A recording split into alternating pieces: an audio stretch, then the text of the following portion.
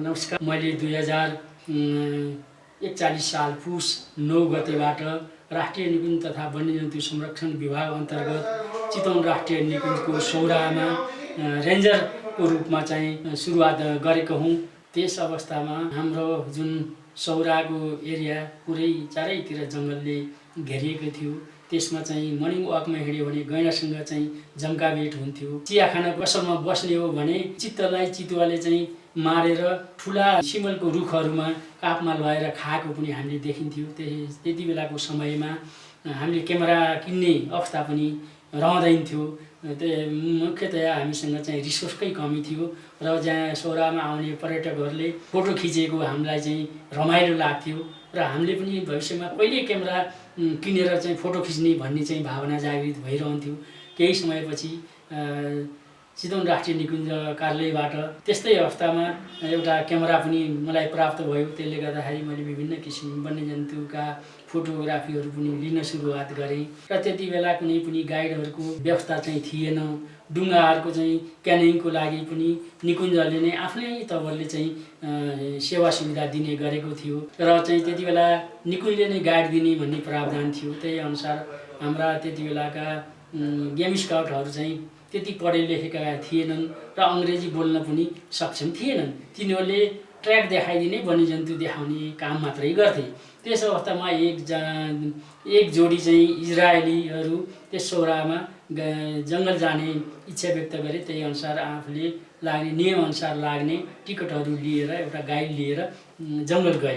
त्यो गाइडले त्यहाँ चाहिँ भालु, चितुवा, गैँडा, चित्तल, जरायो सबै देखाए। तर त्यसपछि जङ्गलबाट फर्केर आइसकेपछि तिनीहरूले नियमअनुसार तिर्ने गाइड बापतको रकम दिन अस्वीकार गरे। किन अस्वीकार गरे भन्दा तिम्रो गाइडले सबै चिज देखायो तर तिनीहरूको बिहेभ कस्तो कुन समयमा के गर्छ के खान्छ त्यसले मलाई केही पनि बताउन सकेन। त्यसको कारणले गर्दाखेरि मैले चाहिँ दिन सक्दिनँ भनेर इन्कार गरेँ। त्यसपछि कसरी यो चाहिँ समस्या समाधान गर्न सकिन्छ भनेर खोतलिँदा नेचर गाइड सञ्चालन गरेको खण्डमा पक्कै पनि गाइडहरूले चाहिँ राम्रोसँग गाइड गर्नेछन् र तिनीहरूलाई वन्यजन्तुको आनी बानी बारेमा चाहिँ भन्न सक्नेछन्। त्यसले गर्दाखेरि पर्यटक प्लस गाइडहरूमा चाहिँ जैविकता संरक्षण सम्बन्धी बढी जागृत हुने र चाहिँ पार्कको पनि प्रतिष्ठा बढ्दै जाने हुनसक्छ भनेर तत्कालीन चितवन राष्ट्रिय निकुञ्जका प्रमुख संरक्षण अधिकृत डाक्टर उदयराज शर्मा र पिसकोस भोलिन्टियर जोल हाइनेनसँग समन्वय गरेर सौरामा पहिलो पटक नेचर गाइड तालिमको सुरुवात गरेको हो र त्यसको लागि आवश्यक पर्ने वन्यजन्तु सम्बन्धी किताबहरूको लाइब्रेरी पनि स्थापना गरियो। तर अहिले लाइब्रेरीको नाम निशाना पनि भएको छैन। त्यस बखतदेखि नियमित रूपमा चाहिँ नेचर गाइड तालिम सौराबाट सुरु भए तापनि अहिले नेपालका विभिन्न संरक्षित क्षेत्रहरूमा गाइड तालिमको सुरुवात भइराखेको छ। सर, त्यो घटना इजरायलीले पैसा नतिरेको कति सालतिर होला? यो 42 सालमा हो। 42 सालतिर उसले चाहिँ इन्ट्री टिकट किनेर प्रवेश गर्यो तर चाहिँ गाइड बापतको पैसा गएर फर्केपछि मात्र तिर्ने प्रोभिजन थियो। त्यो भएको हुनाले त्यति बेला उसले चाहिँ तिर्न मानेन, अस्वीकार गर्यो। त्योको कारणले गर्दा नै एउटा चाहिँ हामीलाई चाहिँ नोक्सान भए तापनि अर्को गाइड तिर्नेको सुरुवात अपर्च्युनिटी चाहिँ हामीलाई चाहिँ प्राप्त भयो। त्यति बेला साइकलको व्यवस्था साइकल र हाम्रो साधन भनेको साइकल, हात्ती र ढुङ्गा मात्रै थियो। पेट्रोलिङ गर्न जानु पर्यो जङ्गलमा भने हात्तीको सहारा लिएर जानु पर्यो, नदीहरूमा पेट्रोलिङ गर्नु पर्यो ढुङ्गाको सहारामा जानु पर्यो र त्यहाँबाट उठेको नियमअनुसार उठ्ने रासोहरू चाहिँ दाखिला गर्न जानु पर्यो भने साइकलमा जानु पर्यो। हामी चाहिँ त्यति बेला भरतपुर जानुपर्ने थियो, टाढीसम्म हात्तीमा, त्यसपछि बसहरूबाट जानु पर्थ्यो। अहिलेको जस्तो 10-15 मिनटमा बसहरू गुड्दैन थिए। 2 घन्टा 3 घन्टाको इन्टरभलमा पर्सा, खैरेनी, टाढी, भरतपुरसम्म मात्रै पुराना त्यो मर्सिडिज, जर्मनी मर्सिडिज बसहरू चल्थे। त्यसरी हामी चाहिँ रासो गर्न गइन्थ्यो र हामीले त्यति बेला 2वटा साइकलहरू मात्रै नेपालमा थिए, एउटा चाइनिज फोनिक्स र एउटा हर्कुलस इन्डियन। त्यति बेला अहिले हामीले चाहिँ मर्सिडिज कार चढेर हिँड्ने जस्तो अनुभव हुन्थ्यो फोनिक्स साइकल चढेर हिँड्दा। त्यस्तो अवस्थाबाट हामी चाहिँ यातायात चाहिँ यो प्रयोग गर्थ्यौँ चितवन राष्ट्रिय निकुञ्जमा। त्यो अवस्थाबाट हामीले चाहिँ निकुञ्जको चाहिँ यातायातका प्रयोग गरेका थियौँ।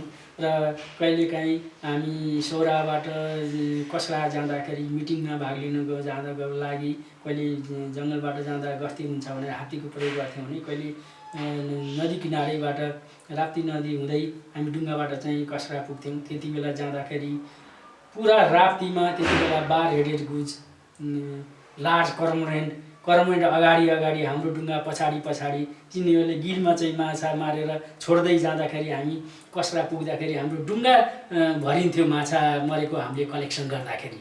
त्यो कलेक्सन गरेको माछा हामीले कसरामा रहेको गोही प्रोजेक्टमा लगेर गोहीको लागि चाहिँ हामीले चाहिँ दिने गर्थ्यौँ। त्यस्तो अवस्था थियो। माछाको पपुलेसन पनि त्यत्तिकै राम्रो थियो, चराहरूको पपुलेसन पनि त्यत्तिकै थियो। नदी किनारमा बास्किङ गरेका चाहिँ मगर गोही र हरियाल गोही पनि त्यत्तिकै मात्रामा देखिन्थ्यो भने अहिले समय परिस्थिति अनुसार जलवायु परिवर्तनको कारणले गर्दाखेरि यिनीहरूको पपुलेसन अहिले घट्दो क्रममा छ। माइग्रेसन भएर आउने चराहरूको सङ्ख्यामा पनि कम भएको छ। पहिला राप्ती किनारभरिमा चाहिँ बार हेडेड गुज र डिसेल्डक मर्गेन्सरहरू पाउँथ्यो भने अहिले सर्टेन पकेट क्षेत्रमा मात्रै देखिन्छ, अन्य चाहिँ देखिँदैन। र अर्कोतर्फ हेर्ने हो भने पहिलाको तुलनामा अहिले गैँडाहरूको सङ्ख्या, बाघको सङ्ख्या, चितुवाहरूको सङ्ख्या, चितलहरूको सङ्ख्या बढ्दो क्रममा छ।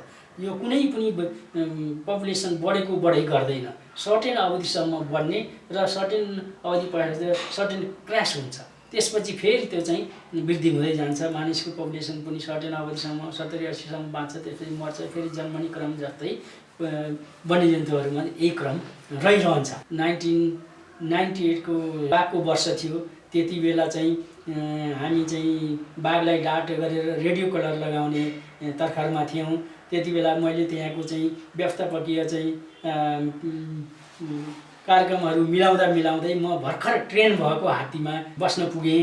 त्यसले गर्दाखेरि जब चाहिँ हामीले चाहिँ बाघ खोजेर बाघलाई डाट गऱ्यौँ, त्यसपछि त्यो हात्ती बाघको चाहिँ गन्ध सुँगेर त्यो अगाडि म चढेको हात्ती पछाडि डाट गरेको बाघको चाहिँ दौडधुपले र मलाई त्यो हात्तीले जुन जङ्गलमा काँडामा रुखहरूमा चाहिँ हिसार्दै लगेको क्षण अझै पनि मैले चाहिँ सम्झिरहन्छु। हात्तीको म पछाडि हात्ती त्यो बाघदेखि डराएर दौडँदै जाँदाखेरि रुखहरूमा झाडीमा पऱ्यो। त्यसपछि डाक्टर हेमन्त मिश्र चढेको हात्तीले देखेर उहाँहरूले चाहिँ मलाई बचाउनु भयो र त्यसको 1 हप्तासम्म म कुनै पनि बोल्न र खान सक्ने अवस्थामा थिइनँ। घाँसे मैदानको रिसर्च गर्ने बेलामा एउटा सौरामा रहेको सबैभन्दा ठुलो हात्तीमा चढेर उभिँदा पनि त्यो कचुवानी क्षेत्रमा रहेको त्यो नरिङ्गा टुप्प छुन नसक्ने अवस्थाको त्यति ठुला चाहिँ घारीहरू नक्कड घारीहरू थिए। अहिले त्यो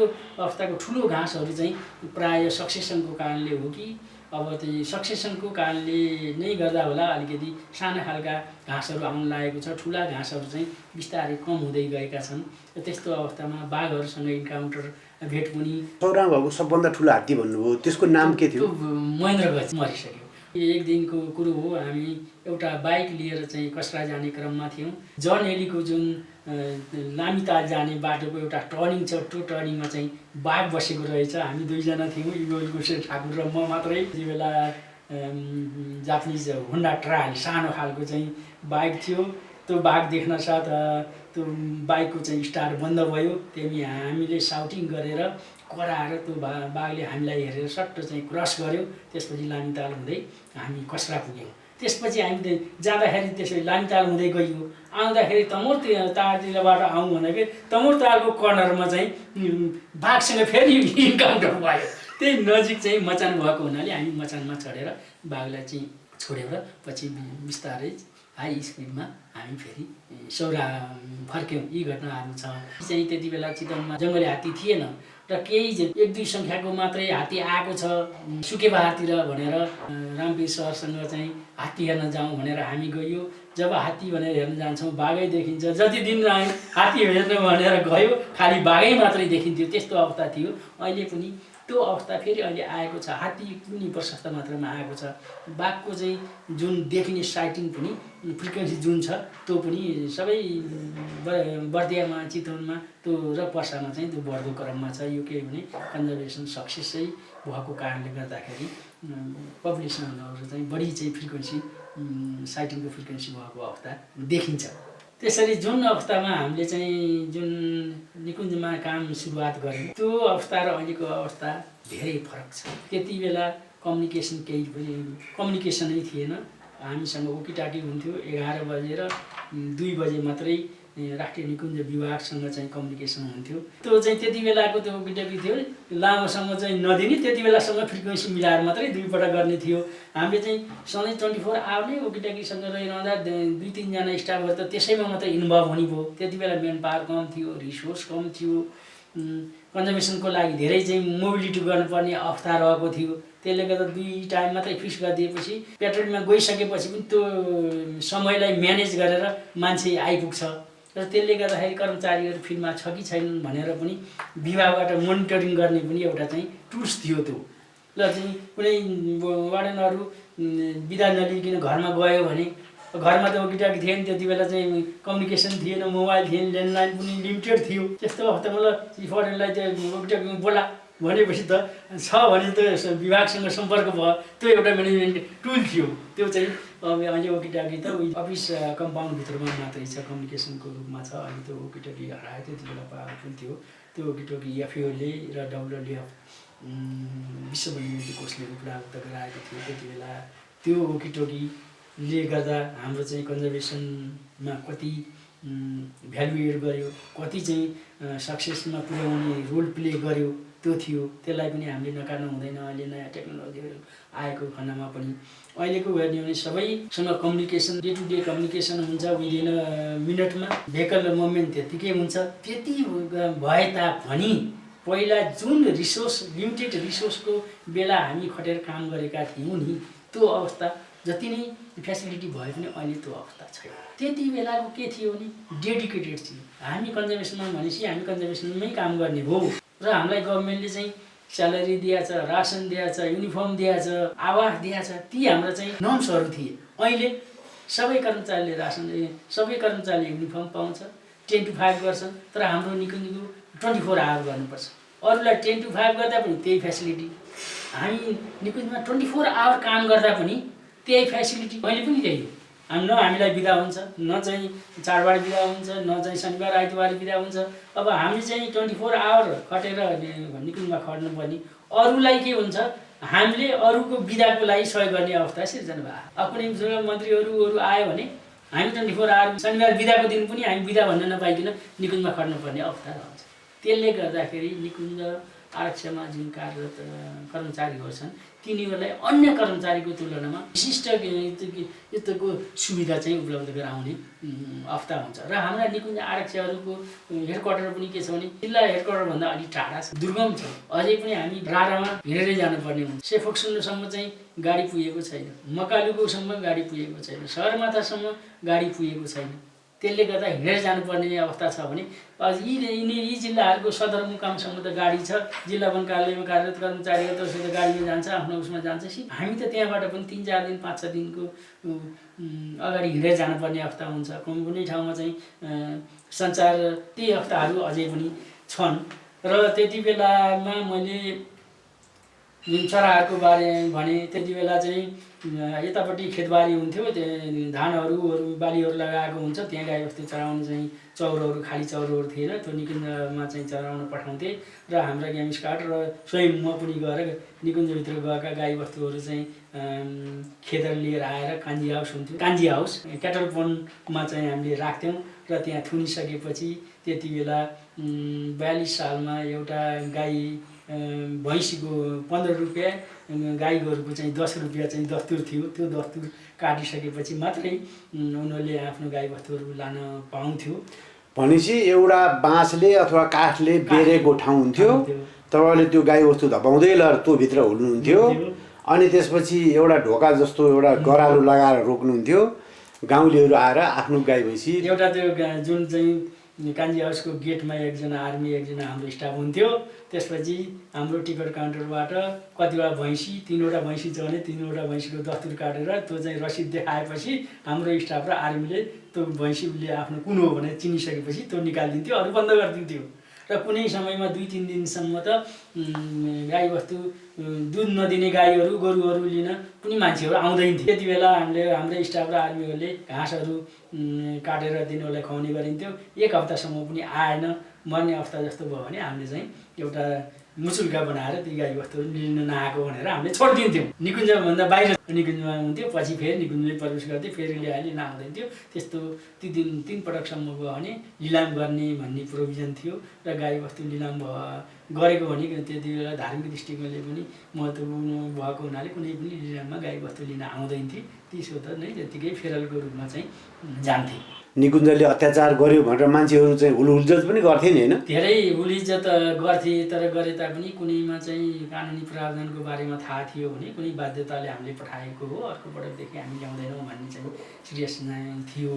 तर चाहिँ एकपटक चाहिँ जुन बद्रेनी ठाउँमा बढी तामाङ बस्तीहरू छ, तामाङहरूले पनि गाईबस्तुहरू पाल्ने र घाँसहरू चाहिँ पारी निकुञ्जबाट काटेर ल्याउने चोरेर ल्याएर गाईबस्तुलाई हाल्ने अवस्था थियो। त्यसपछि हाम्रो आर्मी र हाम्रो स्टाफहरू चाहिँ तिनीहरूको घाँस र हँसिया खोज्न जाँदा हाम्रो स्टाफलाई हँसियाले प्रहार गरेको, आर्मीलाई हँसियाले प्रहार गरेको अवस्था पनि थियो। अहिले जुन मोडर्न एज आइसक्यो त्यसपछि दुर्लभ वन्यजन्तुहरू मार्ने ट्रेन्ड चाहिँ बढ्दो क्रममा छ। त्यति बेला पनि 42-43 सालमा पनि पोचरहरूले चाहिँ खाल्टो खनेर गैँडाहरूलाई खाल्टोमा पारेर मार्ने अवस्था थियो त्यति बेला। अहिले पनि चितवन राष्ट्रिय निकुञ्जमा त्यस्तै अवस्था देखियो, पहिलाको जस्तो सुरुवात भयो। किन खाल्टोमा पारेर किन मार्ने अवस्था चाहिँ भयो भन्दाखेरि गैँडाले प्राय एकै ठाउँमा चाहिँ दिशा गर्छ। किन होला त्यो? अति नै त्यसको बिहेभियर हो। त्यसले गर्दा एकै ठाउँमा उमार्ने र पोचरलाई चाहिँ एकै ठाउँमा दिशा गर्छ भन्ने थाहा पाइसकेपछि उसले त्यही ठाउँमा चाहिँ आउँछ भने त्यही साइडको नजिकमा चाहिँ खाल्टो खनिदियो, माटोले पुरिदियो, घाँसहरू राखिदियो, त्यो नेचुरल जस्तो देखियो। त्यहाँ जाँदाखेरि खाल्टोमा परेर मार्ने त्यस्तो भयो। अहिले पनि त्यसको पुनरावृत्ति भएको छ र अहिले विभिन्न किसिमका चाहिँ टेक्निकहरू युज गरेर पनि मारेको अवस्था पनि छ। पहिलाको रिसोर्सको कमीले गर्दाखेरि मोबिलिटी चाहिँ कम हुन्थ्यो भने अहिले रिसोर्स छ, रिसोर्स भए तापनि मोबिलिटी पहिलाको तुलनामा अहिले चाहिँ अलिकति बढी छ। फायर लाइनहरू बनेका छन्, पुलहरू बनेका छन् र त्यति बेला पहिला चाहिँ फायर लाइन क्लियर गर्नको लागि, पुलहरू बनाउनको लागि पार्कसँग रिसोर्स थिएन। अहिले चाहिँ पार्कलाई सहयोग गर्नको लागि जेडएसएल, WWF, NTNC, IUCN तिनीहरूले पनि त्यो संरक्षणतर्फ चाहिँ हात अगाडि फैलाएको हुनाले हामीलाई रिसोर्स बढी भएको हुनाले पहिलाभन्दा अहिले धेरै काम हामीले गर्न सकेका छौँ। कर्मचारीहरूको लागि चाहिँ आवासहरू पनि राम्रो छ, मिनिमम रिक्वायरमेन्टहरू सबै ठाउँमा छ। त्यसले गर्दाखेरि संरक्षणको बाटोमा चाहिँ अहिले चाहिँ सुधारोन्मुख छ भनौँ। आगामी दिनहरूमा सुधारोन्मुख भयो भने नेपालमा रहेका विश्वले चाहिँ हेर्न चाहेका दुर्लभ वन्यजन्तुहरूको सङ्ख्या बढ्ने क्रममा हामीले पनि 36 वर्ष यही निकुञ्ज आरक्षमा बिताएको कारणले गर्दा पनि बढेको खबर सुन्दाखेरि हामीलाई चाहिँ खुसी लाग्छ भने एक दुईवटा गैँडा मरेको खण्डमा दुःखद अनुभूति हुन्छ। किनभने यही संस्थाबाट आफ्नो करियर सुरुवात भएर यही संस्थामा रहेर अहिले पनि बाहिर क्षेत्रबाट पनि हामीले त्यही संरक्षण क्षेत्रमा टेवा पुर्याइराखेका छौँ। संरक्षण अधिकृत भएर म खप्तर राष्ट्रिय निकुञ्जमा गएँ। 51 सालबाट 53 सालसम्म त्यहाँ बसेँ। त्यो चाहिँ ल्यान्डस्केपको दृष्टिकोणले, वनस्पतिको दृष्टिकोणले, वन्यजन्तुको दृष्टिकोणले अति नै महत्त्वपूर्ण क्षेत्र हो। र के हो अन्तभन्दा के कुरा फरक छ त्यहाँ? त्यो ठाउँ कस्तो छ भने स्किङ खेल्नको लागि सबैभन्दा बेस्ट, र त्यो चाहिँ के छ भने पिरामिड टाइपको चाहिँ पार्क छ। जताबाट गए पनि उक्लिएर जानुपर्ने र झर्दाखेरि ओह्रालै झर्नुपर्ने, र चाहिँ डाँडा, सुक्खा पास्चर ल्यान्ड, त्यसपछि फरेस्ट, पास्चर ल्यान्ड, फरेस्ट र तालहरू 52 पाटन भन्छ। 52वटा पाटन भनेको सानो सानो उपत्यका जस्तो त्यस्तो क्षेत्र हो। र खप्तर बाबाले चाहिँ ध्यान गरेको क्षेत्र पनि हो। त्यसले गर्दा अति नै सुन्दर हो। त्यही क्रममा हामी निकुञ्जको हेडक्वार्टरबाट तल डोटीमा झर्ने क्रममा थियौँ र हाम्रो चाहिँ त्यो आर्थिक कारोबार डोटी जिल्लाबाट हुन्थ्यो।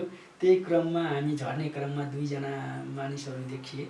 मानिसहरूलाई हामीले शङ्का लाग्यो, एकजनाले फेता गरेको, एकजना लट्ठी लिएर हिँडेको। हामीलाई देख्न साथ तिनीहरू चाहिँ अलिकति डराए जस्तो अनुभव गरे र हाम्रो केटाले सर यिनीहरू त डराए जस्तो गरे, के गर्ने, एकचोटि झपड हान त भनेको। त हान्दाखेरि जुन फेता लगाएको मान्छेको हान्दाखेरि कस्तुरीको बिना झऱ्यो। आर्मीलाई इन्फर्म गरेर समाएर लिएर गएर कानुनी कारबाही गरेर त्यति बेला मैले के अरे फैसला गरेको मुद्दामा वन्यजन्तु दुर्लभ वन्यजन्तुहरूको मुद्दामा 5 देखि 20 वर्षसम्म 15 वर्षसम्म कैद पनि प्रावधान थियो भने त्यति बेला नै मैले हदैसम्मको सजाय 15 वर्ष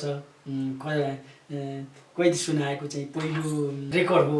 खप्तर राष्ट्रिय निकुञ्ज छँदाखेरिका अरू पार्कमा पनि गरियो। हामीले चाहिँ वन्यजन्तुप्रति माया छ, माया हुँदै वन्यजन्तुको अपराध गर्नु पनि त्यो हो भनेर हामीले हदैसम्मको चाहिँ सजाय तिनीहरूलाई चाहिँ गर्थ्यौँ। त्यो चाहिँ एउटा थियो। त्यहाँबाट म फेरि चितवनमा सहायक वार्डन भएर यही संरक्षण अधिकृत भएर सौरामा आएँ 55 सालमा। त्यसपछि त्यहाँबाट सौराबाट म फेरि चाहिँ उच्च शिक्षा हासिल गर्नको लागि म चाहिँ नर्वे गएँ। नोराड फेलोसिप पाएर वन्यजन्तु व्यवस्थापन सम्बन्धी मैले चाहिँ अध्ययन गरेँ, मास्टर्स गरेँ। त्यसपछि फेरि म सौरामा आएँ। भाटा वन्यजन्तु आरक्षक मैले स्नातकोत्तर गर्दाखेरि पहिलो वार्डनहरूमा क्यामेरा ट्र्याप प्रविधिबाट पहिलो बाघको रिसर्च गर्ने म नै हो।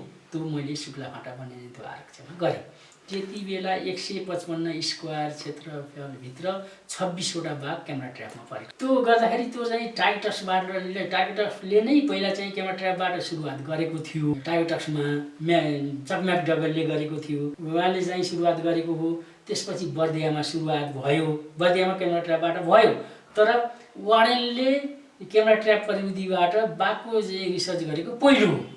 त्यति बेला 155 स्क्वायर किलोमिटर क्षेत्रफलमा 26 वटा बाघ क्यामेरा ट्र्याप भएको थियो। त्यो चाहिँ मेरो status of tiger and livestock degradation in Shuklaphanta भनेर मैले चाहिँ मेरो थेसिसको चाहिँ विषयवस्तु त्यो थियो। बाघ चाहिँ कहाँ हिँडेको छ तिनीहरू हिँड्ने रुट पत्ता लगाउने। त्यो हिँड्ने रुट पत्ता लगाइसकेपछि त्यसमा चाहिँ क्यामेरा चाहिँ राख्ने, क्यामेरा राख्ने, बोथ साइडमा राख्ने क्यामेरा फिट गर्ने। कस्तो हुन्छ भने क्यामेरा एकतिर ट्रान्समिट गर्ने, एकतिर रिसिभ गर्ने, रे ट्रान्समिट गर्छ भन्नाले दुईतिर क्यामेरा राख्नुहुन्छ। बाघ चलमल गरेपछि त्यो एकातिरको क्यामेराले त्यसको किरणहरू अर्को क्यामेरामा फाल्छ। तर अर्को त्यो फालेको चाहिँ रे चाहिँ अर्को क्यामेराले रिसिभ गर्छ। त्यो जब चाहिँ कुनै मुभमेन्ट हुनासाथ त्यो रे ब्रेक हुनासाथ अटोमेटिक रूपमा चाहिँ फोटो खिच्छ।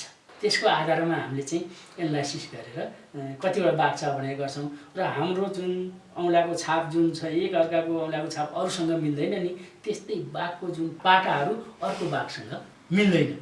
त्यो आधारलाई हामीले मानेर फोटोहरू खिचेर हामीले त्यसरी चाहिँ सुरुवात गऱ्यौँ। त्यसपछि म चाहिँ शुक्लाफाटाबाट फेरि सेफोक्सुनो राष्ट्रिय निकुञ्जमा प्रमुख भएर गएँ। 56 सालतिर म चाहिँ डोल्पा गएँ। हिउँ चितुवाको लागि, कस्तुरी मृगको लागि थियो, सपोर्ट गर्थ्यो एनएमसिपी र त्यहाँको चाहिँ लोकलहरूको लाइभलीहुड इम्प्रुभमेन्टको थियो। र सेफोक्सुनो राष्ट्रिय निकुञ्ज विश्वमा सबैभन्दा बढी हिउँ चितुवा डेन्सिटी भएको चाहिँ एरिया हो। जर्ज स्यालर भन्नेले पहिला चाहिँ त्यहाँ चाहिँ हिउँ चितुवाको चाहिँ रिसर्च गरेको थियो। अन्यत्रको भूगोलभन्दा, अन्यत्रको राष्ट्रिय निकुञ्जभन्दा, अन्यत्रको जीवजन्तुभन्दा के कुरामा फरक रहेछ? त्यो एउटा चाहिँ ल्यान्डस्केपको दृष्टिकोणले अद्वितीय। त्यो ल्यान्डस्केप भनेको एकदम राम्रो, एकदम सुन्दर। त्यहाँ के छ भने एउटा फोक्सुन्डो झरना छ, त्यसपछि फोक्सुन्डो ताल छ, त्यहाँ कुनै पनि जीवजन्तुहरू छैन। त्यो जलचर चाहिँ त्यहाँको चाहिँ कुनै पनि जलचरको लागि सुहाउने चाहिँ त्यो ताल चाहिँ छैन। कुनै पनि माछाहरू चाहिँ जलचरहरू त्यहाँ देखिँदैन। र चाहिँ सबैभन्दा डेन्सिटी बढी हिउँ चितुवाको, त्यसपछि कस्तुरी मृग, त्यहाँ चाहिँ वनपो धर्म चाहिँ जुन छ, बुद्ध धर्मको अर्को वनपो धर्म त्यो क्षेत्रमा मनाइन्छ। र त्यसपछि सालदाङ, त्यो सालदाङ उपत्यका छ, धो उपत्यका छ। धो उपत्यका भनेको one of the highest settlement क्षेत्र हो। मान्छेको बसोबास भएको विश्वमा सबैभन्दा उच्च स्थानको मध्येको एक हो। त्यसपछि शेर्पाहरू बस्छ, गुरुङहरू बस्छन्। शेर्पाहरू गुरुङै हो। डाँफे भयो, कस्तुर मृग भयो, ब्लुसिप भयो, झारल भयो, घोरल भयो, त्यसपछि हिउँ चितुवा भयो। र त्यहाँ चाहिँ कस्तो त्यहाँको एउटा कल्चर कस्तो छ भने वन्यजन्तु र हिउँ चितुवाको पनि कसरी कोएक्सिस्टिङ छ भन्ने देखाउँछ। हिउँ पर्छ, त्यहाँको जनताहरू तल बेसीतिर बसाइसराइ गर्दै आउँछन्। घरहरू हुन्छ र तिनीहरूले गोठहरूमा चाहिँ बसाइसराइ तल आउँछन्। माथि हिउँ पर्छ, तल चाहिँ आउँछन्। माथिका घरहरू त्यसै छोड्छन् ताला लगाएर। आफ्नो चाहिँ गाईबस्तुहरू लिएर तल आउँछन्। त्यसपछि त्यससँग चाहिँ हिउँ परेको हुनाले हिउँ चितुवाको पनि प्रे हुँदैन होइन। प्रे पनि चाहिँ हिउँ कम पर्ने ठाउँमा आउँछ। त्यसले गर्दा मान्छेको मुभमेन्टसँगै हिउँ चितुवाको पनि मुभमेन्ट तल झर्दै आउने भयो। जब चाहिँ तल गर्मी सुरु हुन्छ त्यसपछि तलको मान्छे फर्के बसाइसकेका मान्छेहरू फेरि माथि जान्छन्। माथि जाँदा हिउँ चितुवा माथि। पहिला के थियो, मान्छे तल, मान्छेको पछाडि चाहिँ गाईबस्तु, त्यसपछि हिउँ चितुवा आउँथ्यो भने पछि के भयो, हिउँ चितुवा अगाडि, त्यसपछि गाईबस्तु, त्यसपछि मान्छे। फ्रेन्चले बनाएको एउटा क्याराभान छ नि, त्यसले गर्दाखेरि धेरै मात्रामा त्यहाँ भोटेहरूले चाहिँ चौरी पाल्छन्। चौरीहरूलाई चाहिँ बढी चाहिँ प्रे गर्छ हिउँ चितुवाले। त्यसपछि तिनीहरू माथि जान्छन्। त्यसपछि केही समयपछि तिनीहरू चाहिँ ट्रेडको लागि चाहिँ चाइना जान्छ। चितुवा बढी हाई अल्टिट्युडमा बस्छ। त्यहाँ हामीले जुन कमन लेपर्ड भन्छौँ त्यो चाहिँ मिड माउन्टेनसम्म मात्रै हुन्छ। र तिनीहरूको चाहिँ हिउँ चितुवाको चाहिँ हेबिट्याटमा त्यसले ओभरल्याप गर्न सक्दैन, किनभने हाई अल्टिट्युडमा हुन्छ। प्रे कम पर्ने पाउने भएको हुनाले त्यो चाहिँ त्यहाँ गर्दैन। मिडल माउन्टेनसम्म मात्रै त्यसको रेन्ज हो। आनी बानी त प्रायः क्याट फ्यामिलीको उस्तै नै हो। ऊ चाहिँ क्यामोफ्लाइ टाइपको हुन्छ। प्रायः हामीले चाहिँ नजिकै देखे पनि ढुङ्गामा लुकेर बसेको हुन्छ, खैरो टाइपको हुन्छ, बुढादार हुन्छ, केही बेला भन्छौँ, तर हिउँ चितुवा देखिँदैन। उसले हामीलाई देख्छ। त्यस्तै यिनका जम्का भेट भएको खण्डमा त्यसपछि उसले धेरै समयदेखि शिकार नगरेको अवस्थामा, घाइते भएको अवस्थामा मात्रै त्यो हिंसक हुन्छ। नत्र अन्यथा सिधै डाइरेक्ट चाहिँ मान्छेमाथि आक्रमण गरेको देखिएन। प्रायः चाहिँ खाना आहारको कमी भएको अवस्थामा लाइफस्टाइलहरूलाई चाहिँ मारेर खाने गर्छ। अन्यथा चाहिँ त्यति हिंसक चाहिँ कुनै पनि जीवहरू त्यति हिंसक छैन। हामी आफूमा डिपेन्ड गर्ने हो। हामी मान्छेहरू ह्युमनहरू हिंसक हौँ। हामीले केही देख्न साथ त्यसलाई चाहिँ डिस्टर्ब गरिहाल्छौँ, हानिदिइहाल्छौँ। हानिदिइसकेपछि जसलाई पनि रिस उठ्छ, आउँछ, आक्रमण गरिहाल्छ। कुनै पनि वन्यजन्तु हिंसक हुँदैन। उसलाई हामीले चलाइदिएको खण्डमा, जिस्काइदिएको खण्डमा मात्रै हिंसक हुन्छ। र त्यसपछि त्यो 3.5 वर्षको डोल्पाको बसाइपछि बर्दिया राष्ट्रिय निकुञ्जमा मेरो सरुवा भयो। त्यति बेला बाघहरू देखियो। त्यसपछि शुक्लाको मैले एउटा कहानी भन्ने छु नि। एकचोटि म पहिलोपटक शुक्लामा जाँदाखेरि एउटा सानो गाडी थियो। अगाडिपट्टि चाहिँ बाघ हिँडिरहेछ, बाटो छोड्दैन। पछाडि हाम्रो चाहिँ अगाडि बाघ, पछाडि गाडी। आधी घन्टा भइसक्यो, 45 मिनट भइसक्यो, बाघले बाटो छोड्दैन। अब हामी जङ्गलमा काम गर्ने, हर्न बजाउनु भयो नि, डिस्टर्ब गर्नु भएन। अब क्यामेरा छैन, मोबाइलले खिचौँ, त्यति बेला मोबाइलको कुनै थिएन। त्यति बेला सबैभन्दा बढी लामो साइटिङ लगभग 1 घन्टाभन्दा बढी चाहिँ बाघको साइटिङ भयो। त्यसपछि रात परिसक्यो। त्यसपछि हामीले चाहिँ हर्न बजाएर ट्याक्क गऱ्यो। त्यसपछि बाघले हामीलाई हेऱ्यो, सट्ट गरेर क्रस गऱ्यो। हिँड्छ, केही समय हिँड्छ, हामीलाई हेर्छ, फेरि हेर्छ। त्यो मेरो चाहिँ 36 वर्ष वन्यजन्तु क्षेत्रमा काम गर्दाखेरिको सबैभन्दा लामो साइटिङ भनेको शुक्लामा। त्यति लामो समय बाघ देखेको अरू कोही मान्छे सुन्नु भएको छ? त्यस्तो मैले सुनेको छैन। अरू पनि होलान् होइन, अरू चाहिँ जुन नेसनल पार्कमा काम गर्ने साथीहरू होलान्, उहाँको होला। तर मेरो चाहिँ त्यो चाहिँ सबैभन्दा लामो चाहिँ अवधिको हो। त्यति बेला एउटा मात्रै एउटा पनि क्यामेरा थिएन। क्यामेरा भएको भए कति राम्रा फोटोहरू आउँथ्यो।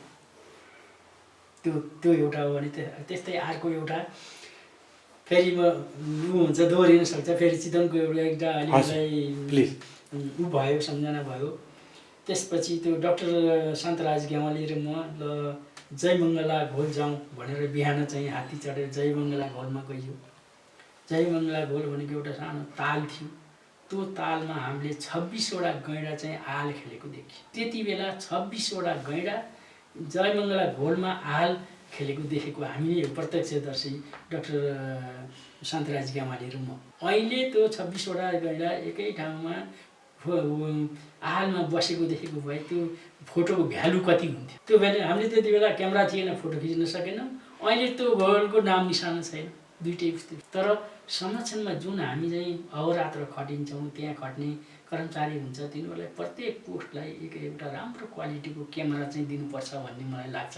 हामी त डे टु डे हिँड्छौँ नि त, प्रत्येक एनिमलको इच एन्ड एभ्री एक्टिभिटी हामीले चाहिँ निहालिरहेका हुन्छौँ। ती एक्टिभिटीहरूलाई मात्रै क्यामेरामा कैद गर्न पाएको भए त्यसको 10 वर्षपछि 20 वर्षपछि के हुन्थ्यो। जय बेङ्गला घोलको 26 वटा गैँडा हालको हामीले गरेको भए के अवस्था हुन्छ।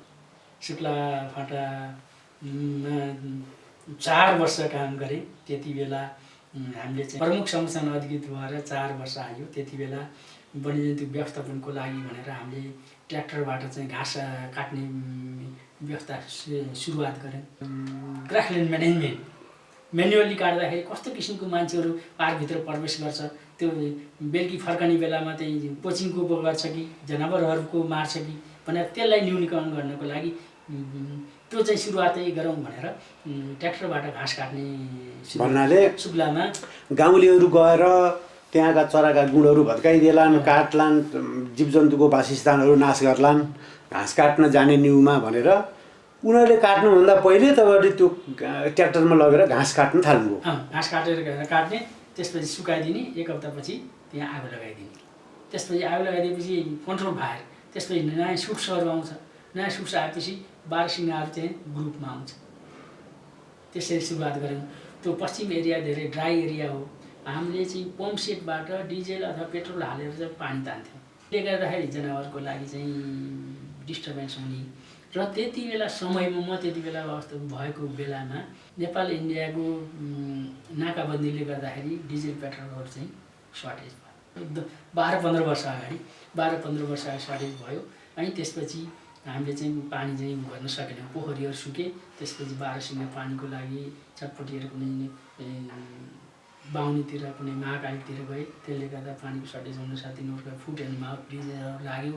अनि त्यसपछि एक दिन चाहिँ सोच मग्न अवस्थामा आउँदाखेरि अब सोलरबाट म डोल्पामा छँदाखेरि सोलरबाट चाहिँ एक दिन सोलर थियो। त्यो सोलरबाट चाहिँ हामीले पानी तान्न सकिन्छ कि भनेर मेरो दिमागमा चाहिँ कल्पना आयो। त्यसपछि त्यो पोखरीमा चाहिँ सोलर चाहिँ पावर जडान गरेर पानी तान्ने व्यवस्था सुरुवात गर्यो। त्यति बेला शुक्लाफाटामा मेरो कार्यकालमा चाहिँ सुरुवात गरेँ। सोलर पम्पबाट पानी तान्ने सुरुवात शुक्लाबाट मैले गरेको प्रोटेक्टेड एरियामा। त्यसपछि बिबिसीको पत्रकारहरूदेखि लिएर त्यति बेला चाहिँ हाम्रो उमेद बागचन हुनुहुन्थ्यो, उहाँहरू आउनु, पार्कका सबै मान्छेहरू धेरै ठाउँबाट सोलरबाट पानी तान्नेहरू पोखरीमा भन्ने धेरै घुमै जस्तो भयो। मिडियामा भयङ्कर आयो। त्यो देखाइसकेपछि मेरो चाहिँ सफल कार्यकाल त्यहाँ हो। त्यसरी चाहिँ हामीले चाहिँ शुक्लामा चाहिँ सोलर पम्पिङबाट पानी गऱ्यौँ। त्यसपछि साइन पोस्टहरूलाई चाहिँ जुन हामीले चितवनमा बर्दियामा ठुला राख्दाखेरि हात्तीले भत्काउने गर्ने भइरहन्थ्यो भने मैले चाहिँ रुखहरूको मुढा काटेर त्यही नेचुरल रूपमा त्यसलाई खोपेर हात्तीले नभड्काउने गरेर त्यही अनुसारको एउटा जस्तो बनाएर साइनेजहरूलाई पनि नयाँ पेजहरूमा नयाँ सुरुवातको साइनेजहरू सुरुवात गरेँ मैले शुक्लामा। त्यसपछि मकालु वन गएँ, 4 वर्ष बसेँ। त्यसपछि पर्सा वन्यजन्तु आरक्षणमा आइयो। त्यसमा चाहिँ वन्यजन्तु संरक्षणको लागि चाहिँ भौतिक पूर्वाधारहरू चाहिँ वाटर होलको लागि ग्रासल्यान्ड म्यानेजमेन्टको लागि चाहिँ कुरो भयो। त्यसपछि हामीले पानीको पाइपबाट पानी सप्लाई गरेर 21 किलोमिटर टाढाबाट पानी लिएर आएर पोखरीमा चाहिँ जुन हिम पाइपबाट पानी आउँछ त्यसलाई चाहिँ पोखरीमा चाहिँ लिङ्क गर्ने, त्यसरी चाहिँ त्यो पोखरीहरू बनाउने, हिम पाइपबाट पानी लाने। त्यो जनावरहरूको लागि त्यो पर्सा निकुञ्ज भनेको सुक्खा एरिया हो, पानी सुकेर जान्छ। त्यसले गर्दा रेगुलर रूपमा चाहिँ पानी आयो भने सर्टेन खोलिदिने, त्यसपछि भरिन्छ, बन्द गरिदिने, अनि सुम्लाहरू फेरि खोलिदिने, त्यस्तो अवस्था। त्यो सबै तालहरूमा पानी कहिले भरियो भरिएन भनेर हेर्दै तपाईँहरू त्यो पानीको त्यो खोल्ने बन्द गर्ने गर्दै हिँड्नुहुन्थ्यो? हामी हिँड्थ्यौँ, बिहान र बेलुकीको रुटिनै हाम्रो त्यही हुन्थ्यो। त्यसले त्यो हामीलाई गर्न साथ हामीले चाहिँ त्यही बाघहरूको सङ्ख्या बढ्यो। त्यसपछि पर्सा वन्यजन्तु आरक्षको एरिया कम थियो। त्यसपछि हलखोरिया दह थियो, त्यो वनको क्षेत्रमा थियो, एकदम अतिक्रमित कटान बढी थियो। त्यसले पनि मेरै पालामा चाहिँ पर्सा वन्यजन्तु आरक्षको एक्सटेन्सन हलखोरिया दहसम्म पुग्यो। त्यो बागमती यताभन्दा निजगढको अहिले जुन फास्ट ट्र्याक छ त्यहाँसम्म हामीले राष्ट्रिय निकुञ्जलाई विस्तारित गर्यो। त्यो मेरो क्षेत्रमा गर्यो। जब चाहिँ हलखरिया चाहिँ क्षेत्र विस्तारित भयो त्यसपछि त्यहाँ गैँडा चाहिँ देखिन थाल्यो, हात्ती देखिन थाल्यो, बाघहरू देखिन थाल्यो। त्यो हलखरिया दह संरक्षण भयो। त्यो हलखरिया दह पहिला सुकेको थियो एक्सटेन्सन नहुनुभन्दा अगाडि। त्यसपछि जुन अहिले चाहिँ निजगढ व्यवस्था बनाउने भन्ने चाहिँ जुन टङ्गिया बस्ती छ त्यति बेलाका चाहिँ ट्युबवेलहरू सुकेका थिए। त्यो हलखरिया दहमा पानी थिएन। जब हामीले त्यसलाई एक्सटेन्सन गऱ्यौँ, हामीले संरक्षण गऱ्यौँ, हलखरिया दहमा पानी चाहिँ जम्मा हुन थाल्यो। पानी जम्मा भइसकेपछि त्यो टङ्गिया बस्तीको ट्युबवेलमा फेरि पानी आयो। हेर्नुहोस्, जुन हामीले चाहिँ अप स्ट्रिममा चाहिँ हामीले संरक्षण गरिदियो भने डाउन स्ट्रिमको मान्छेलाई फाइदा हुँदो रहेछ। कन्जर्भेसन भयो नि त। कन्जर्भेसनलाई कम्युनिटीसँग कसरी लिङ्क गर्न सकियो भन्दा यसरी भयो। हेर्नु, संरक्षण गरेपछि के हुँदो रहेछ त? वन छँदाखेरि तपाईँको सुक्यो, निकुञ्ज स्थापना गरेर संरक्षण गरेपछि तपाईँको मुवा ल भन्नुहोस् त, के तपाईँलाई निकुञ्ज चाहिन्छ कि चाहिँदैन त? निकुञ्ज चाहिँदैन भन्ने विरोध गर्ने मान्छेहरू निकुञ्जको समर्थनमा आए। एउटा सानो उदाहरण। त्यसपछि म लामटाङ राष्ट्रिय निकुञ्ज गएँ, 2 वर्ष बसेँ। 73 सालमा म गएँ। मेरो चाहिँ प्रमोसन भयो उपमहानिर्देशकको रूपमा। राष्ट्रिय निकुञ्ज तथा वन्यजन्तु संरक्षण विभागमा उपमहानिर्देशक भएर मैले आफ्नो चाहिँ 36 वर्षे वन्यजन्तु क्षेत्रको अनुभव सहित 3.5 वर्ष भयो म सेवानिवृत्त भएको। त्यसले पनि निवृत्त भए तापनि अहिले म अहिले सानातिना संरक्षण सम्बन्धी कार्यक्रममा नै छु। संरक्षणमा यसरी लागेका मान्छेहरूको परिवारको अवस्था त्यो कस्तो हुन्छ? कसरी तपाईँहरूले चाहिँ यो सधैँ जहाँ जाँदा पनि परिवार लिएर त हिँडाउनुहुन्न, बच्चा त्यहीँ त लिएर जानुहुन्न, कस्तो हुन्छ लाइफ यस्तो? त्यो लाइफको वर्णन गर्दाखेरि त धेरै दर्दनाक हुन्छ। त्यति बेला न कम्युनिकेसन थियो, द्वन्द्वकाल थियो, सशस्त्र द्वन्द्वकाल थियो। त्यति बेला समय थिएन, समयमा घर आउन स्थिति थिएन। गइसकेपछि पार्कमा गइसकेपछि फर्केर आउने हो कि होइन भन्ने चाहिँ त्यस्तो वातावरणमा हामीले काम गरेको हो। अब जाँदाखेरि हामी जान्छौँ, सदरमुकामबाट 4 दिन 5 दिन हिँडेर जानुपर्ने हुन्छ। न त्यहाँ कुनै कम्युनिकेसन छ, न कुनै राम्रोसँग खाना पाइन्छ, न चाहिँ बच्चाहरूलाई चाहिँ लगेर पढाउन सक्ने थिइन्छ, न चाहिँ परिवार लिएर बच्चाहरू लिएर गएर बस्ने वासस्थान, आफ्नो चाहिँ आवास त्यही अनुसारको चाहिँ थिएन। त्यसले गर्दा बच्चा परिवारलाई काठमाडौँमा राखेर हामी त्यो दुर्गम ठाउँमा गएर जुन काम गऱ्यौँ त्यो पीडा त अथाह पीडा नै छ। त्यही पीडा हुँदाहुँदै पनि आफ्नो बालबच्चाहरू परिवारहरूले दिएको साथले र हामीले त्यो विगत ठाउँमा गएर चाहिँ जुन हामीले चाहिँ जैविकता संरक्षणको लागि जुन काम गऱ्यौँ त्यो काममा जुन वन्यजन्तुहरू बढेका छन् त्यसको चाहिँ वृद्धिको कारणले गर्दा जुन नेपालको चाहिँ जुन चाहिँ बायोडाइभर्सिटी क्षेत्रमा चाहिँ लिडिङ कन्ट्री हो भन्ने जुन हामीले सुन्न पाउँदा ती जुन हामीले परिवारको पीडा छोडेर जुन दुर्गम क्षेत्रमा गएर गरेका जुन छन् त्यसले त्यो पीडा बिर्साइदिँदो रहेछ। र बच्चा परिवारहरू छोडेर जाँदा कुनै बेला त 6 महिना 7 महिना पछि मात्रै हामी चाहिँ आफ्नो कार्यक्षेत्रबाट आउने अवस्था थियो द्वन्द्वकाल। त्यति बेला हाम्रो सम्पर्क कसरी हुन्थ्यो मैले अघि नै भनिसकेँ, वकिटकी थियो। हाम्रो बच्चाहरूले हामीसँग सम्पर्क गर्नु पर्यो भने राष्ट्रिय निकुञ्ज विभागमा 11 र 2 बजे पुगेर जाने बच्चा परिवार जाने। त्यसपछि म डोल्पा थिएँ भने म फलानुको फलानु हो, छोरो हुँ, श्रीमती हुँ भन्न पर्यो, प्रमाणित गर्नु पर्यो। मैले भनेर ल मेरो परिवारलाई त्यहाँ फोन गरिदिनु, त्यति बेला बोलाइदिनु, म कुरो गर्छु भनेर त्यसरी सम्पर्क गराएर काम गरेको अवस्था थियो। एकैछिन त्यो पनि के छ हालखबर, ठिक छ, म यस्तो छु, पिर्नमान त्यति मात्रै कम्युनिकेसन भन्थ्यो। कस्तो थियो भने अपर्च्युनिटी केही पनि थिएन। हामी यही वन्यजन्तु सम्बन्धी चाहिँ पढ्यो, अर्को सेक्टर हाम्रो थिएन। त्यही निकुञ्जमा काम गर्नु। वन क्षेत्रमा मलाई जान मनपर्ने थिएन। वनमा साँच्चै भने वन विभागमा म चाहिँ जान्न, म वाइल्ड लाइफमै काम गर्छु भने म डेडिकेटेड छु आइएससी पास गर्दाखेरि। त्यसले गर्दा त्यति बेलामा जम्मा के नि यही पाठमा मात्रै थियो, अरू चाहिँ थिएन। त्यति बेला बोर्डिङहरू स्कुल थिएन। अर्को अल्टरनेट गरेर बोर्डिङमा पढाऊ भने पनि सरकारी स्कुल थियो, रिसोर्स त थिएन, इन्फ्रास्ट्रक्चर चाहिँ थिएन, अपर्च्युनिटी थिएन नि। जे थियो यही थियो। यसैमा बाध्य भएर हामी काम गर्ने अवस्था थियो। अब धेरै पिएचहरू पनि त्यति बेला स्थापना भएको थिएन, पछि मात्रै अहिले थपिँदै गए त। पहिला चार्मी गनेको चितौन नै थियो। डोल्पा हुम्ला मुगु कोही जानै मान्दैन थियो, त्यही पनि द्वन्द्वकालमा। डोल्पामा छँदा एयरपोर्ट चाहिँ बुढाइदियो, पनि थिएन, बाटो थिएन, हिँडेर जाँदा रुकुम जाजरकोट जाँदाखेरि त्यही ऊ थियो, हिँड्न सक्ने सजिलै दिएन, खाद्यान्नहरू आपूर्ति हुँदैन थियो। आर्मीसँग समन्वय गरेर खाना खानु पर्थ्यो। आर्मीको हेलिकप्टर आयो भने मात्रै हामी आउनु पर्थ्यो। त्यही पनि आर्मीले लिफ्ट दियो भने नत्र भने त्यहीँ बस, नत्र भने त्यहीँको लोकल जीवन जस्तो थियो त्यस्तैमा हामी चाहिँ गुजेर 6 महिनामा एकपटक म आएको डोल्पा छँदा। काठमाडौँ आउँदा बाटो काट्नै सकिँदैन थियो, त्यो अवस्था थियो। ए काठमाडौँ आउँदा बाटो काट्न नसकिने भनेको त्यो गाडी हो भने पारिसकेर जानु पऱ्यो भने बाटो काट्न नसकिने कि रोड क्रस गर्न नसकिने। ए त्यो उता मान्छे नभएको ठाउँमा बसेको हुनाले मान्छे ठाउँमा हो 6 महिना ट्रायलमा हिँड्यो, औ गाडी गयो ऊ, त्यस्तो अवस्थाले गर्दा त्यस्तो अवस्था सिर्जना हुन्थ्यो। त्यस्तो अवस्थामा हामी बसेर काम गऱ्यौँ। त्यो बेला बेलामा त्यस्तो ठाउँमा बस्दाखेरि त्यहाँ त सिकारीहरू पनि हुन्थे, माओवादीहरूले आफ्नो तपाईँहरूको कार्यालयहरू पनि कब्जा गरेर बसेर छ। तपाईँहरूलाई यो सरकारी मान्छे हो, यसले हामीलाई व्यवधान गर्छ भनेर तपाईँहरूलाई बेला बेलामा धम्की आएन? अब एउटा त्यस्तो धम्की चाहिँ आउँथ्यो, चन्दाहरू माग्न आउँथे।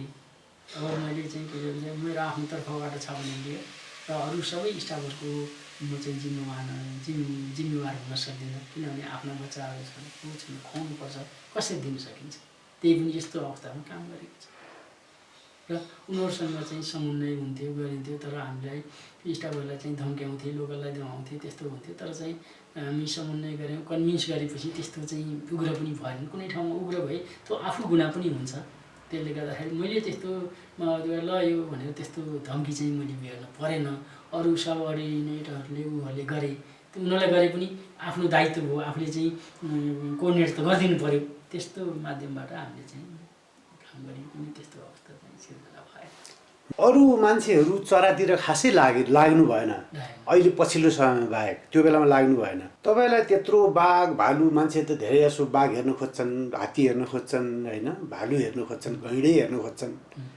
तपाईँलाई चाहिँ यो चरामा कसरी आकर्षण भयो? तपाईँलाई केले तान्यो तपाईँलाई चरामा? चरामा म चाहिँ त्यो फरेस्ट्री पढ्नुभन्दा अगाडि सानैदेखि वालिङमा हाम्रो घर घना जङ्गल थियो। त्यहाँ चराहरू चिरबिर चिरबिर देखिरहने, आफ्नै घर वरिपरि आइरहने चराहरू चाहिँ त्यो बचेर झिकेर पाल्ने त्यस्तो चाहिँ उ थियो।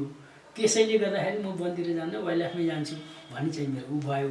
र अर्को चाहिँ चराहरूप्रति लाग्ने प्रवृत्ति मेरो कसरी भयो भने त्यो सौरामा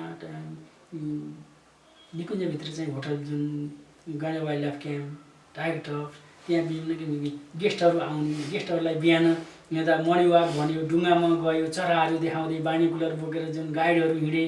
र मलाई पनि त्यो बाइनोकुलर बोकेर चराहरू चिन्ने चाहिँ बढी चाहिँ कौतूहलता भयो। त्यति बेला सदा अहिलेका चाहिँ हाम्रो चरा विज्ञ डाक्टर हेमसार बरालसँग मेरो परिचय भयो। त्यसपछि हरिशरण काजीसँग चाहिँ चराको सम्बन्धी मेरो भयो। त्यसपछि क्यारोलिन स्लिपसँग भयो। त्यसपछि जुनियर फ्लेमिङसँग भयो। उनीहरूसँग पनि म गर्दाखेरि मेरो चराहरूप्रति सिक्ने इच्छा र उहाँहरूको सँगको सामिप्यले पनि मलाई चाहिँ प्रेरित गर्यो। त्यसले गर्दाखेरि त्यति बेला भएका निकुञ्ज आरक्षमा भएका कर्मचारीहरूमा चराहरूप्रति विशेष दखल राख्ने चाहिँ म मात्रै एउटा मान्छे। त्यही कारणले गर्दाखेरि मैले अघि नै भने डाक्टर हेमन्त राजमिश्रले सबै चिजहरू चाहिँ यो के हो भनेपछि आउँदैन भन्ने कुरो नहोस् भन्ने त्यो वातावरणले पनि मलाई अझ प्रेरित गर्यो। पहिला मैले थाहा पाउँदा के थियो भने म बच्चा हुँदाखेरि कुनै एउटा गैँडा मऱ्यो, मरेपछि गाउँका मान्छे चाहिँ धोइरो लाएर गैँडाको मासु लिन जाने त्यस्तो चलन थियो। त्यो सरले देख्नुभयो कि देख्नु भएन, अथवा भोग्नुभयो भएन, अथवा सुन्नुभयो कि कसरी हुन्थ्यो त्यो?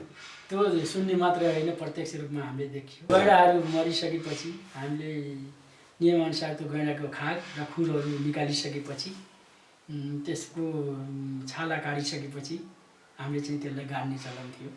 त्यसपछि मान्छेहरू त्यसको मासु भनेपछि मरिहत्या गर्थे। जुन हामीले छाला निकाल्न पाएको थिएन उनीहरू मासु काट्न सुरु गरिहाल्थे। अर्कोले मासु काट्दा अगाडिजनाको हात काटिएको थियो। त्यस्तो अवस्था त्यस्तो हालालु चाहिँ त्यति धेरै मान्छे जान्थे गैँडा मरेको थाहा पाएपछि। किन रहेछ त्यो? मिठो भएर हो कि अथवा के भएर रहेछ त्यो? खै त्यो त त्यति भएन। अब नयाँ टेस्ट भएर होला, दुर्लभको वन्यजन्तुको मासु मिठो हुन्छ भन्ने लाएर हो कि अथवा सजिलै पायो, सजिलै भन्दा नि फ्री अफ कस्ट पाइयो। त्यसले हो कि त्यो औषधीय कारणले हो औषधीय कारणले हुनसक्छ किनभने यो जङ्गलका जडीबुटीहरू होइन घाँसपातहरू खाएर चाहिँ खाएको हुनाले पनि त्यो हुनसक्छ। त्यो पहिला चाहिँ के थियो नजिक निकुञ्ज वरिपरि पनि जङ्गलै थियो, अहिले चाहिँ बस्ती जङ्गलतिर के अरे बस्तीमा आएर गैँडा मरेको रेकर्ड पनि छैन, मऱ्यो भने भित्रै मर्छ होइन, जान पनि एक्सेस भएन। पहिला गैँडा बाहिर बस्तीमा मर्थ्यो है, आउँथ्यो मर्थ्यो नि बस्तीमै मर्थ्यो नि, जुधेर मर्थ्यो, त्यही गाउँबारीमा मर्थ्यो, तोरीबारीमा मर्थ्यो। अहिले मर्दैन, अहिले त्यति देखिएको छैन। किन होला सर? किनभने अहिले चाहिँ निकुञ्ज वरिपरि बफरजन सामुदायिक वनहरू भए, बफरजनमा राम्रो चाहिँ बाघ गैँडाको लागि हेबिटेट भयो, जस्तो बाघमारा सामुदायिक वन, कुम्दो सामुदायिक वन, चित्रसेन यिनीहरू भयो नि त। यहाँ चाहिँ संरक्षण र तिनीहरूको लागि चाहिने वाटर होलदेखि लिएर वासस्थानहरू चाहिँ म्यानेज भयो, त्यसले गर्दा त्यही भित्र नै भयो, बाहिर चाहिँ अक्कल झुक्कल मात्र आए तापनि तर मरेको त्यस्तो चाहिँ देखिँदैन। किनभने पार्कको वरिपरि सबै सामुदायिक वनहरू भए, त्यही सामुदायिक वनको चाहिँ व्यवस्थापन राम्रो भयो, त्यही हेबिटेट राम्रो भयो, त्यही नै कन्सन्ट्रेट हुँदाखेरि कन्फाइन हुँदाखेरि बाहिर आउने सम्भावना। त्यतिखेर चाहिँ 7वटा जति राष्ट्रिय निकुञ्जभित्रै टेन्टेड क्याम्पहरू थिए, पर्यटकहरू त्यहाँभित्र बस्थ्यो गर्थे। त्यतिखेर एक खालको मान्छेहरूमा के थियो भने गैँडाहरू चाहिँ राष्ट्रिय निकुञ्जभित्र जहाँ जहाँ होटलहरू छन् त्यसका नजिक धेरै गैँडाहरू मरे। यो राष्ट्रिय निकुञ्जभित्र भएका होटलहरूले प्रचार प्रसार नेपालको टुरिज्मको त गर्छन्, तर जीवजन्तुको क्षति पनि बढी भयो। त्यहाँ मान्छेहरू चाहिँ बस्ने, त्यसलाई चाहिँ एउटा लुक्ने ठाउँ, खोज्ने ठाउँ, त्यस्तो ठाउँको रूपमा प्रयोग गरे भन्छन्। एक थरीले के भन्छन् भने राष्ट्रिय निकुञ्जभित्र होटल हुँदाखेरि नेपाल तिमीले महँगो पैसा तिर्थे, नेपालको प्रचार पनि बाहिर बढी हुन्थ्यो, यसले घाटा पर्यो भन्ने मान्छे पनि छन्। सरलाई के लाग्छ यो दुई थरी भनाइको बिचमा सरको आफ्नो प्रत्यक्ष अनुभव के छ?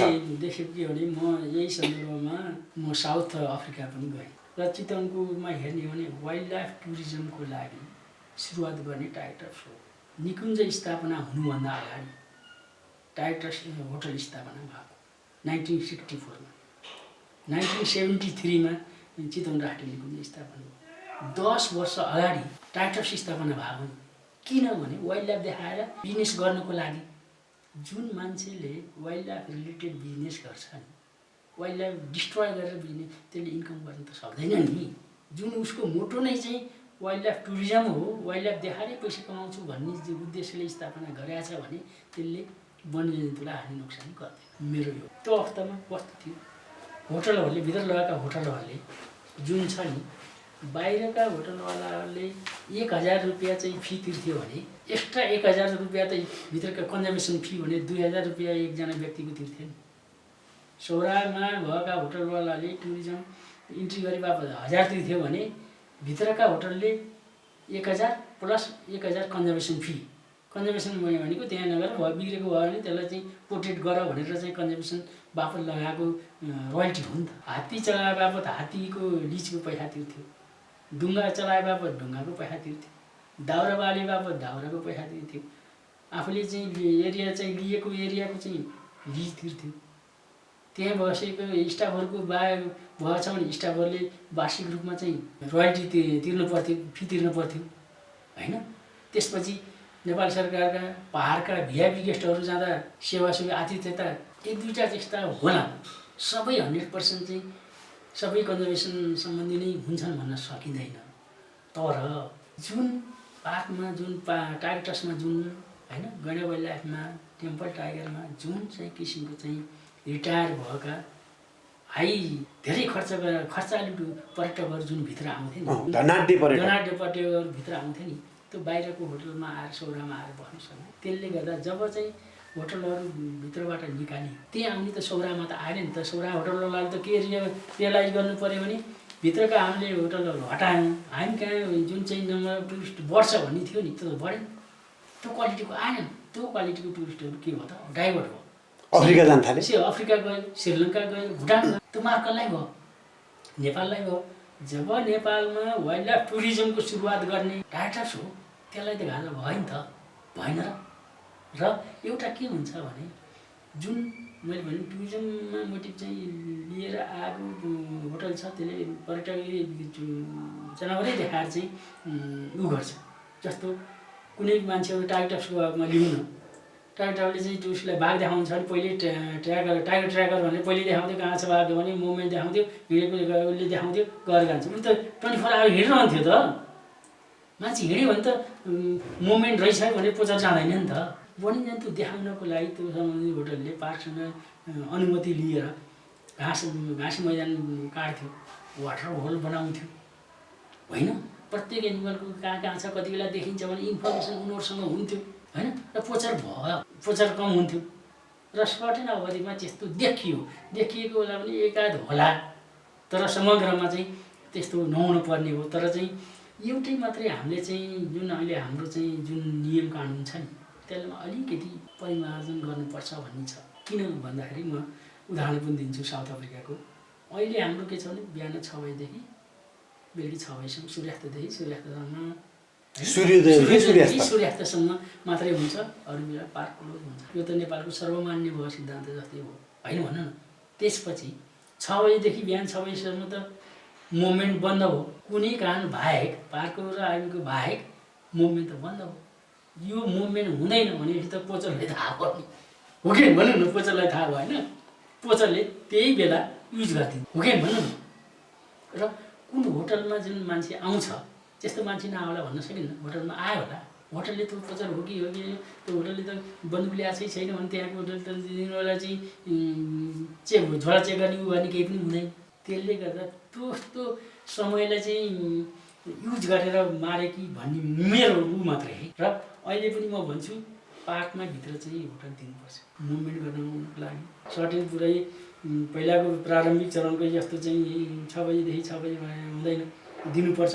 र म चाहिँ त्यही एउटा साउथ अफ्रिकाको क्रुगर नेसनल पार्कमा गएँ जहाँ विश्वमा सबैभन्दा बढी गैँडा मर्थ्यो, 2 सिङ्गी गैँडा मर्थ्यो। हामी त्यहाँको चाहिँ पदाधिकारीहरूसँग इन्ट्रेक्सन भयो। उनीहरूले के भन्थ्यो भने पहिला उनीहरूको पनि त्यही थियो अरे, सुरुदेखि त्यहीँबाट हामीले कपी गरेका त हो नि। त्यसले गर्दाखेरि कोचिङ बढी भयो अरे। त्यसले गर्दा हामीले early in the morning day noon, त्यसपछि early evening night midnight 24 hour चाहिँ हामी मुभमेन्ट के अरे ऊ दिन्छौँ, ड्राइभ दिन्छौँ भने। किन भन्दाखेरि 24 आवर हाम्रो मुभमेन्ट भएपछि पोचर त आउँदैन। त्यसले गर्दाखेरि हाम्रा होटलहरू जहाँ छन् त्यहाँ किनभने ड्राई एरिया हो साउथ अफ्रिका होइन, सबै त्यो अफ्रिका ड्राई एरिया हो। एनिमलको कन्सन्ट्रेसन कहाँ छ, जहाँ पानी छ त्यहाँ कन्सन्ट्रेसन बढी छ, त्यो पोचरलाई थाहा। त्यही कन्सन्ट्रेसन भएकै ठाउँमा होटलहरू पनि बनाउँ भने कि उनीहरूले बनाउनु दियौँ। गभर्मेन्टले पनि बनाएको छ, हामीले पनि प्राइभेट सेक्टरलाई बनाउनु दियौँ। त्यो भइसकेपछि के हो, पोचर चाहिँ आउनु पाएन। जहाँ पानी छ त्यहाँ एनिमल छ, जहाँ पानी छ त्यहाँ होटल छ। त्यसले गर्दाखेरि नेपालको हकमा पनि जहाँ चाहिँ राम्रो व्यवस्थापन छ त्यहाँ वन्यजन्तु छ, जहाँ त्यहाँ छ। त्यसले गर्दाखेरि हामीले चाहिँ वाइल्ड लाइफ टुरिज्मलाई प्रमोट गर्ने भने पार्कलाई हाम्रो चाहिँ एकदम मोनिटरिङ प्रोटोकल स्ट्यान्डर्ड बनाएर पार्कभित्र चाहिँ होटल दिनुपर्छ भन्ने मेरो मान्नु। त अगाडि जानुहोस्, त्यहाँ राख्नुहोस् गाडीले चाहिँ हाम्रो चाहिँ अझै पनि भयो भने एसियामा हेर्ने भने अझै पनि छन्, त्यहाँ पनि हात्ती आएर हानिहाल्छ। अफ्रिकामा गयो भने तपाईँ त्यहीँ गाडी रोक्नु त्यहीँ हात्ती हुन्छ, त्यहीँ हुन्छ, गाडीबाट जान्छ, केही हान्दैन। सिंह हेर्नुहोस् त्यही हो, चिता हेर्नुहोस् त्यही हो, जिराफ हेर्नुहोस् त्यही हो, युज टु भइसक्यो। र रात्रि चाहिँ सञ्चालन गर्न दियो भन्दा पनि कुनै बेला त्यस्तै के अरे जङ्गल वाक गयो, होलिडे गयो, आउनलाई चाहिँ बाटो बिरायो, कहीँ बाटो बिराइसकेपछि त्यसलाई खोज्न जानु पऱ्यो। त्यस्तो अवस्थामा त निकुञ्जबाट अनुमति लिएर जानुपर्ने, त्यति बेला मुभमेन्ट भयो होइन। र हामीले पनि त्यो हाम्रै स्टाफ, त्यसपछि आर्मीहरू, त्यति बेला त रिसोर्स थिएन, गाडी थिएन नि, भित्रका होटलले चाहिँ सहयोग गर्थे नि त। तिनीहरूको होटलको गाडी लिएर पनि त हामी चाहिँ पेट्रोलिङ जान्छौँ नि त राति, कहिलेकाहीँ पेट्रोलिङ जान्छौँ, कहिलेकाहीँ मान्छे हराउँछ, कहिले चाहिँ एक्सिडेन्ट हुन्छ, घाइते हुन्छ होइन, आर्मी चाहिँ भएको हुन्छ, तिनीलाई लिन पऱ्यो, हाम्रो स्टाफहरू जानु पऱ्यो, पिकअप ड्रप चाहिँ भइरहन्छ। त्यस्तोले गर्दाखेरि मुभमेन्ट चाहिँ देखिएको प्रायः कुनै पनि टाइगरले चाहिँ त्यस्तो गर्यो होला जस्तो मलाई लाग्दैन। म चाहिँ टाइगरपट्टि ऊ चाहिँ होइन पुरै फुल्ली होइन, त्यति जति चाहिँ कन्जर्भेसन इथिक जुन पार्कमा भएको होटलमा थियो नि त्यो चाहिँ टाइगरसँग मात्रै थियो। होटल बनाउनलाई सर्टेन एरिया इन्टरभल गरिदिनुपर्छ। जस्तो पहिला 7वटा थियो भने अहिले 7वटा नदिने, जुन ठाउँमा पर्यटनलाई हामीले विकसित गर्नुपर्छ त्यस माडीतिर जाऊ भन्दै नि माडीको एरियामा जहाँ चाहिँ सौराको एरियामा होटल किन दिने जुन ठाउँमा छैन इन्टरभल छ नि जस्तो पहिला चाहिँ के अरे आइल्यान्ड भयो आइल्यान्डपछि टेम्पल टाइगर त्यसपछि टाइगर टप्स त्यसपछि नारायण त बाहिरै थियो गैँडा वाइल्ड लाइफ क्याम्प बाहिरै थियो ग्याप छ नि त्यो ग्यापको इन्टरभलमा म्याक्सिमम् 7 देखि 10 वटा भन्दा दिनु हुँदैन दिएपछि होटल यहीँ चाहिन्छ भने नदिने सर्टेन डिफरेन्स गरिदिने एरिया चाहिँ अलिकति छुट्याइदिने ग्याप राखिदिने जस्तो अहिले हाम्रो चाहिँ ग्याप भनेको चाहिँ माडी एरियामा छ माडीमा छैन होमस्टे मात्रै छ माडीतिर जाउँ न नत्र भने तपाईँको चाहिँ त्यो दुम्कीवासदेखि लिएर शिवघाटदेखि लिएर यतातिर धेरै ठुल्ठुला होटलहरू पनि अहिले पूर्वतिर छैन होइन नर्थतिर किनभने एनिमल साइटिङ त त्यहाँ पनि छ त्यतातिर कभर गर यो ठाउँमा चाहिँ मेन चाहिँ एनिमलको कोर हेबिटेट भएको ठाउँमा नदिने सर्टेन क्राइटेरिया राखिदिने यतिवटा भन्दा चितवनमा हुँदैन बर्दियामा यति भन्दा हुँदैन पर्सामा यति भन्दा हुँदैन पर्सामा जोडिएको छ भाटा जो कि त्यहाँको बस्ती हटाएको छ रामबोरीबाट हटाएको छ ढमडी प्रतापपुर हटाएको त्यत्रो विशाल छ त्यहाँ गएर के हुन्छ होइन सबभन्दा निकुञ्ज भइकन पनि कम पर्यटक जाने भनेको सुल्ला र पर्साई त हो त्यस्तो एरियामा प्रमोट गरिदिने व्यवसायीहरू त्यसमा आकर्षित पनि त हुनु पर्यो नि आकर्षित हुनु पर्यो त्यहाँ आकर्षित गर्नको लागि गभर्मेन्टले सर्टेन छुट चाहिँ दिनु पर्यो यति वर्षसम्म बनाऊ त्यसपछि तिमीलाई छुट हुन्छ त्यसपछि तिम्रो चाहिँ किन्ने लिज एग्रिमेन्ट यति % बढ्दै जान्छ भन्नु पर्यो हामीले चाहिँ कन्ट्रोलिङ मेकानिजममा ती चिजहरू राख्नु पर्यो फ्री रूपमा तिमीले गर भनेर छोडिदिएको त सिधै हुन्छ नि हात दिँदा भइहाल्छ राष्ट्रिय निकुञ्ज भनेको एउटा जीवजन्तुहरूको भण्डारण स्थल जस्तो पनि हो त्यहाँ नदिएर सामुदायिक वनमा दियो भने चाहिँ के होला त्यो त धेरै राम्रो नि सामुदायिक वनमा साझेदारी वनमा त्यहाँ दिने फर्स्ट प्रायोरिटी आफ्नो निजी जग्गा सेकेन्डमा सामुदायिक वन अथवा साझेदारी वन त्यसको पार्कमा गऱ्यो भने यो शर्त र कम्पिटिसन गराइदिन्छ जसले चाहिँ बढी चाहिँ रेभेन्यू तिर्छु भन्छ त्यसलाई दिने त्यो चाहिँ नियममा पनि छ सामुदायिक वनको जनतालाई बढी राजस्व पनि आयो जागिर पनि पायो त्यहाँको वन पनि संरक्षण भयो र वन्यजन्तुको हेबिटेट पनि बलियो भयो भनौँ न त्यहाँ होटल भयो त होटलले जनावर देखाउनुको लागि मिनिमम जनावरलाई चाहिने चाहिँ हेबिटेट त क्रिएट गरिदिन्छ नि त एकचोटि म सौरामै कार्यरत छँदा पदमपुर एरियामा गयो पिम्पुर भन्ने हाम्रो पोस्ट थियो होइन पिम्पुरबाट पहिरेवास गएर त्यसरी गएर आउँदाखेरि पानी परिरहेको थियो पहिला आउँदा राति बढेकै थिएन त्यसपछि आउँदा त हामी उताडेर आउँदा रात पऱ्यो राति विशाल छ पैदलमा हुनुहुन्थ्यो पैदलमा त भने के हुनु गयो त्यो आइतराम थियो गेमसर थियो अहिले पनि छ राति विशाल बढिया छ सर म लैजान्छु भन्नु जाने त डुङ्गा त क्यानु डाउट क्यानु त हो नि होइन जाने भर्खर गयो होइन जाने सर भने डुङ्गा अब घाटमा रातिमा हाल्यो त गढेकोमा गर्दा कहाँ जाने हाल्यो बद्रेनी भन्दा तल बद्रेनी गएर बल्ल त्यति बेला फोन पनि थिएन केही थिएन बद्रेनीमा गएर आएर गएको भनेको नि लाइफ ज्याकेट थियो नखेति केही पनि थिएन त्यहाँ खसेको भए त गोइले हान्थ्यो केही हाल्थ्यो कहाँ केही गोइले खानु पाउँथ्यो कहाँ पुग्थ्यो इन्डिया त्यही बाँचेर अहिलेको समस्या सम्बन्धी जुन यी चिजहरू छन् यसरी भन्न पाइएको छ निहाल्न पाइएको छ होइन त्यसरी बद्रेनीमा पुगेर त्यति बेला